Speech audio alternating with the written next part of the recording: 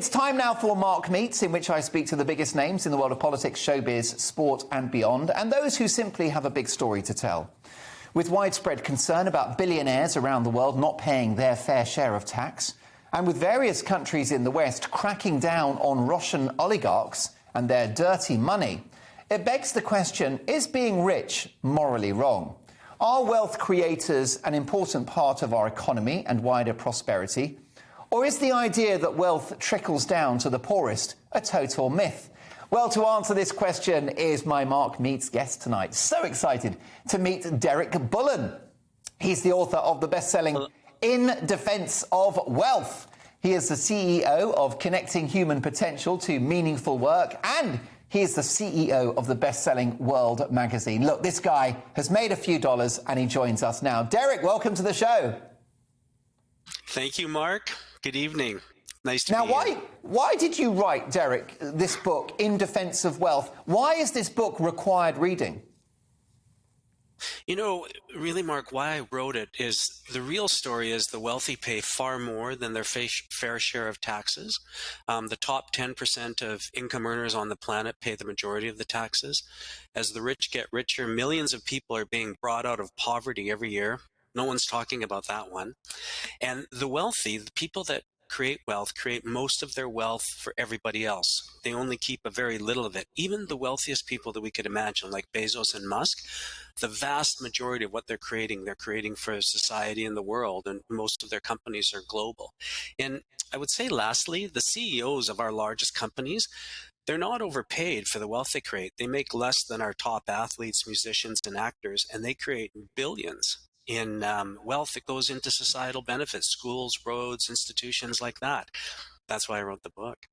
Well, how does a billionaire buying a yacht or having a fortune sitting in a bank account help poor people, Derek? You know, it's interesting. The myth is that as the rich get richer, the poor get poorer, but it's not true. You know, if you look at, we had 15 billionaires in 1980, and today we have almost 3,000 billionaires, and the percentage of the global population living below the poverty line has declined from 45% to 22% in the same time, and the trend continues downward. This is the first time in modern times that we've had less than 1 billion people under the poverty line. And if you look at the money that they make, let's just take a look at Amazon, let's just say. So Amazon's an easy one. It's easy to always bring it up. So we decry Jeff Bezos to say Jeff Bezos made 57 billion. Well, he didn't make it. The company he created and the 10% that he owns rose in value, 57 billion. But at the same time, for all of Amazon's shareholders, Bezos made $500 billion. That's $500 billion. And who owns that 90% that Jeff doesn't?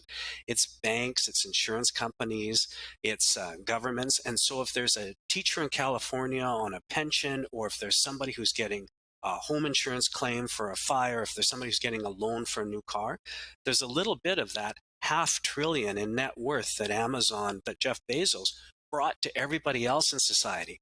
And at the end of doing that, bringing everybody $500 billion, yeah, he got 57 billion for himself.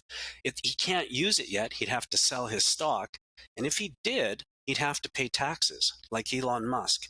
Elon Musk sold some of his stock last year, and he paid 11 billion in personal income taxes. So this is what I'm saying, is that these CEOs, these mega rich, it's not the buying the yachts, it's how much money they make for society, make for the globe, and how many more people come out of poverty because of it.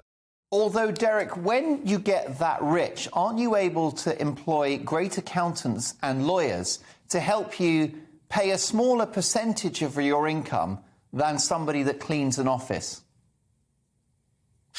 You can delay paying your income, and the income you get is different. For instance, in the States, Warren Buffett said, my secretary pays more tax than me. She doesn't. He pays much more tax than she does, but she pays tax at a higher rate. She gets paid a salary, and the majority of taxes come from the income tax you pay on your salary. Warren Buffett doesn't pay himself much at all. Warren Buffett gets most of his income in dividends or in capital gains. And those are different rates for everybody. If you have a house, in England, and you sell it and you get capital gains, you pay a lower rate than you would on your income. So it's like that. So what are the key Oh, and findings, Derek? What are the key findings in your book? What surprised you when you wrote it? You know, what surprised me when I wrote it was how many people are coming out of wealth, and also the knock-on effects that you have of that.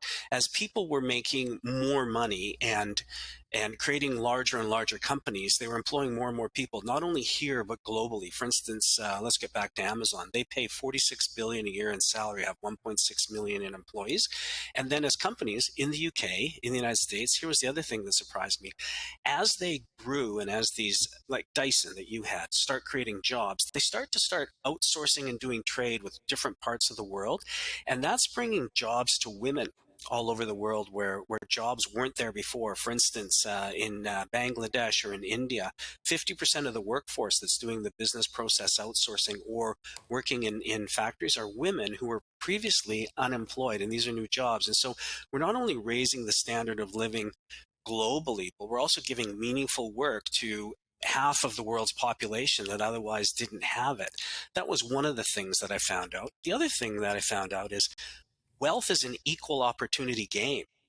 70% of the billionaires around today, or the millionaires around today, made it in their lifetime. The thinking is, oh, they all inherited it, and there's some island where we all go and there's money there and you can keep your money forever. No, most people made it in their lifetime. And then the last thing that I learned that was surprising, 70% of them will lose it all by the time their grandchildren are adults. It's hard to make money, but it's even harder to keep it. And yeah, it's just such a counter to socialism. I also found out that the wealth tax doesn't work. You remember in the UK, probably in the late 70s, they had that 98% tax on everybody.